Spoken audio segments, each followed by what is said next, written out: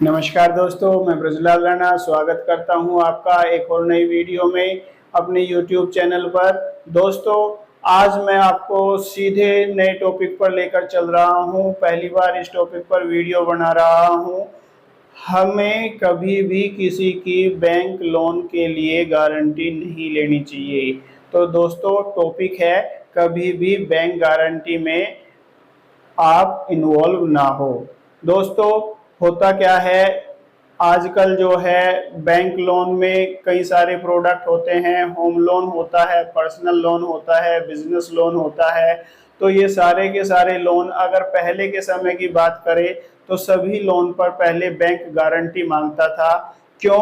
क्योंकि अगर जो लोन लेने वाला है वो किसी वजह से लोन नहीं चुका पाता है, उसकी सैलरी कम है, अपनी इनकम से लोन नहीं चुका पाता है, तो जो गारंटर है उसको जो है वो लोन चुकाना पड़ता है। ऐसी जो है हमारे देश के कानून की धारा नंबर 128 के तहत ये प्रॉपर एक कानून है। जो गारंटर बना है उसको वो लोन चुकाना पड़ता है।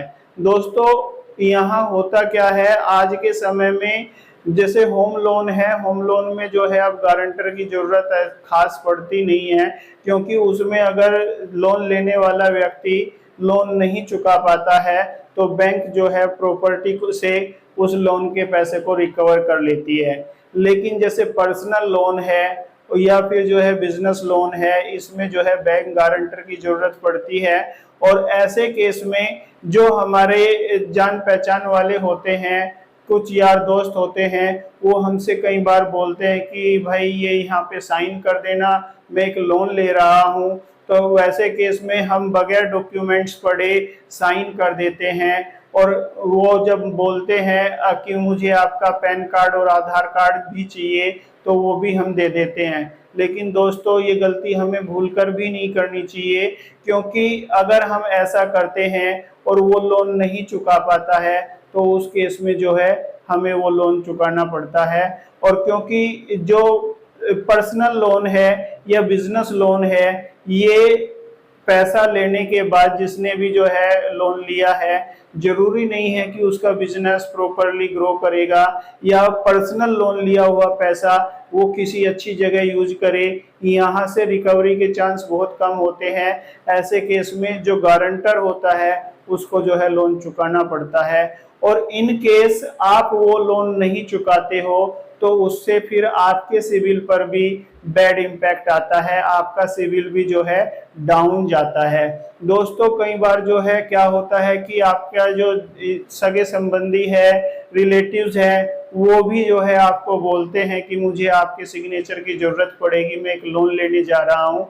तो दोस्तों, यहाँ आपको बहुत समझदारी से काम लेना है। जहां तक हो सके आपको कभी भी आईडी के रूप में, एड्रेस प्रूफ के रूप में अपना पैन कार्ड और आधार कार्ड नहीं देना चाहिए, क्योंकि पैन कार्ड और आधार कार्ड के बेस पर कई बार फ्रॉड भी हो जाते हैं। और जो है इसमें फिर आपके ऊपर सारा ब्लेम आता है। और वहीं दूसरी तरफ अगर रिलेटिव्स कुछ ऐसे होते हैं या कोई दूर का सगा संबंधी या कोई दोस्त ऐसा होता है कि उसकी मंशा ये होती है कि मैं लोन लूं और मुझे तो बाद में चुकाना नहीं है और इस व्यक्ति को मैं फंसा दूंगा, तो दोस्तों यहाँ हमें बहुत समझदारी से काम लेना चाहिए। जहां तक आपकी मजबूरी ना हो, आपको कभी भी किसी का गारंटर नहीं बनना चाहिए, क्योंकि ये बहुत ही पेचीदा केस होता है। बैंक तो हमेशा गारंटर इसलिए मांगता है क्योंकि उसको जरूरत होती है कि बाई चांस लोन लेने वाला व्यक्ति लोन नहीं चुका पाता है तो मैं किससे उस पैसे को रिकवर करूंगा। बैंक कभी भी अपने आप को लॉस में नहीं रखना चाहता, तो वो तो गारंटी के रूप में दूसरे व्यक्ति को वहां पर असाइन कर लेता है कि अगर ये किसी भी वजह से फेल होते हैं लोन कंप्लीट करने में तो आप इसकी जगह जो है लोन पे करोगे। और कई बार दोस्तों ऐसा भी होता है कि जो लोन पे करने वाला होता है वो असमर्थ होता है लोन पे करने में, उसकी जॉब चली जाती है या उसका बिजनेस जो है डूब जाता है या बाई चांस उसकी डेथ हो जाती है। तो ऐसे केस में भी, क्योंकि आप लोन में को एप्लीकेंट माने जाते हो गारंटर के रूप में, तो वो आपको चुकाना पड़ता है। दोस्तों इसके अलावा कई बार क्लोज रिलेशन में, आपके अपने घर में भी, बिल्कुल खास सगे संबंधियों में भी ऐसा होता है कि वहां आपको जो है गारंटर बनना पड़ता है।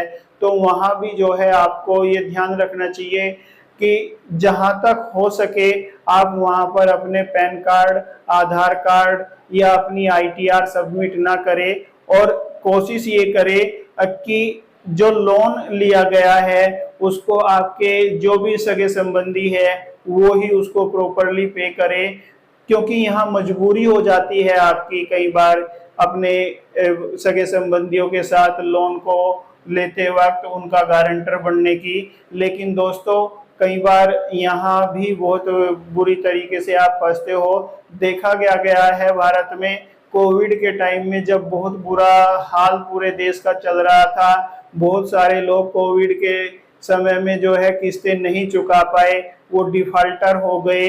डिफाल्टर होने की वजह से जो है जो उनके गारंटर बने हुए थे उनको जो है यहाँ लोन चुकाना पड़ा है।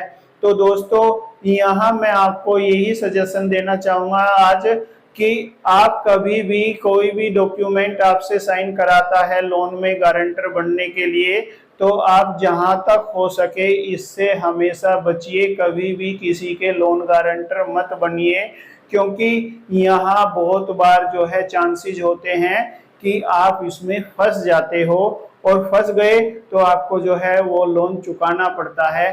तो दोस्तों आज मैंने आपको बताया इस वीडियो में कि लोन में अगर आप गारंटर बनते हो किसी के, तो वहां आपको क्या क्या नुकसान उठाने पड़ सकते हैं।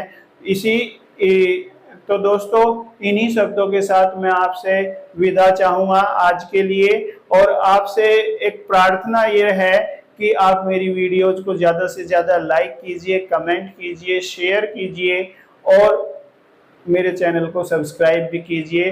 तो नमस्कार साथियों, धन्यवाद वीडियो देखने के लिए। जय हिंद, जय भारत।